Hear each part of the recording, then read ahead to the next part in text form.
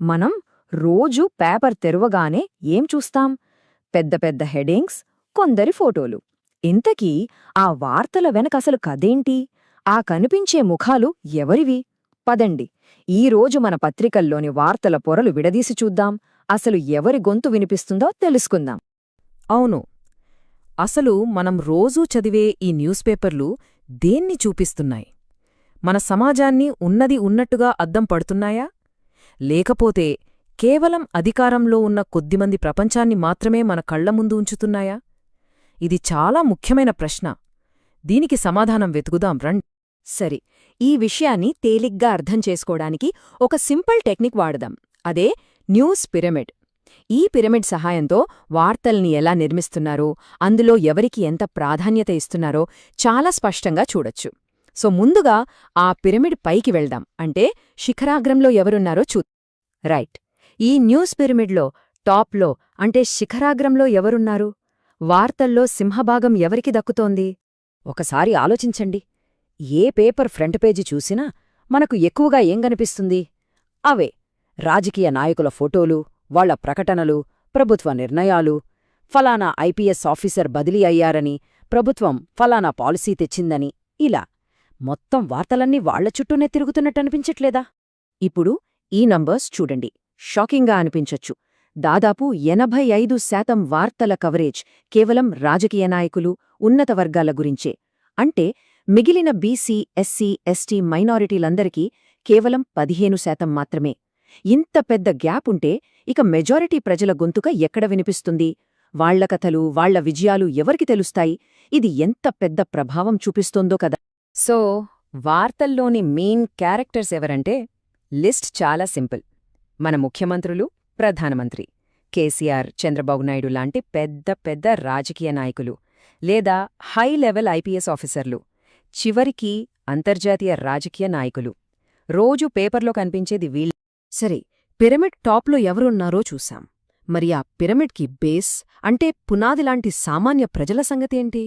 వాళ్ళు ఈ వార్తల ప్రపంచంలో ఎక్కడున్నారు? అట్టడుగున ఎందుకుండిపోయారు? ఫ్రంట్ పేజీలో మెరిసే వార్తలు దాటి లోపలి పేజీల్లోకి వెళితే తప్ప మనకు మెజారిటీ ప్రజల గొంతు వినిపించదు. కాని అక్కడ కూడా ఆ వార్తలను వెతుక్కోవాల్సొస్తోంది. అసలు వాళ్ల గురించి ఎక్కడ రాస్తున్నారు, ఎక్కడ కనిపిస్తున్నారు? ఇదిగోండి అసలు విషయం. కేవలం 10-15% జనాభాలో మెజారిటీ అయిన బీసీ, ఎస్సీ, ఎస్టీ, మైనారిటీ వర్గాలకు వార్తల్లో దొరుకుతున్న స్థానం ఇంతే. ఎంత విచిత్రం కదా! మెజారిటీ ప్రజల వార్తలు మైనారిటీ వార్తలుగా మారిపోయాయి. సరే, ఆ కొంచెం చోటిస్తున్నారు కదా, మరి అందులో వాళ్ళని ఎలా చూపిస్తున్నారు? ఎప్పుడైనా గమనించారా? 1 ప్రభుత్వ పథకాల లబ్ధిదారులుగా, 2 ఏదైనా సమస్య మీద నిరసన చేసే ఆందోళనకారులుగా, 3 ప్రభుత్వం మీద ఆధారపడ్డవాళ్లుగా, లేదా ఏదైనా నేరం జరిగినప్పుడు వార్తల్లో కనిపిస్తారు, లేదంటే వాళ్ల కుల సంఘాల మీటింగులు, పండుగలప్పుడు. అంతే. వాళ్లని సొంతంగా సాధించిన వాళ్లుగా, నాయకులుగా ఎప్పుడూ చూపించరు. ఎప్పుడూ తీసుకునేవాళ్లుగానే చూపిస్తారు తప్ప ఇచ్చేవాళ్లుగా కాదు. వార్తల్లో ఇచ్చే స్థానం మాత్రమే కాదు, వాడే భాష కూడా చాలా ముఖ్యం. కొన్ని పదాలు కొందరికి అధికారాన్ని కట్టబెడితే, మరికొన్ని పదాలు ఇంకొందరిని బలహీనులుగా చూపిస్తాయి. ఆ అధికార భాష ఎలా ఉంటుందో చూద్దాం. ఇక్కడ ఈ పదాల మధ్య తేడా చూడండి. ఉన్నత వర్గాల గురించి రాసేటప్పుడు అధినేతలు, విధాన నిర్ణేతలు, ప్రముఖులు, పెట్టుబడిదారులు ఇలా ఎంత పవర్ఫుల్ పదాలు వాడుతున్నారో, అదే సామాన్య ప్రజల దగ్గరకొచ్చేసరికి పేదలు, లబ్ధిదారులు, అణగారిన వర్గాలు, గిరిజనులు అంటే వాళ్లకు వాళ్లుగా ఏమీ లేరని, ఎవరో ఇచ్చే సహాయం మీద ఆధారపడి బతుకుతున్నారని చెప్పకనే చెప్తున్న ఈ పదాలు. ఈ భాష మన ఆలోచన విధానాన్ని ప్రతిరోజూ ప్రభావితం చేస్తూనే ఉంటుంది. సరే, ఇదంతా చూశాక ఈ న్యూస్ పిరమిడ్ మనకు ఫైనల్గా ఏం చెప్తోంది? సింపుల్గా చెప్పాలంటే ఈ పేపర్లన్నీ కలిసి మనకు ఇస్తున్న సందేశం ఒక్కటే: అధికారం, రాజకీయాలు మాత్రమే ముఖ్యం, అంతే. మిగతా విషయాలన్నీ, మిగతా ప్రజలందరూ సెకండరీ.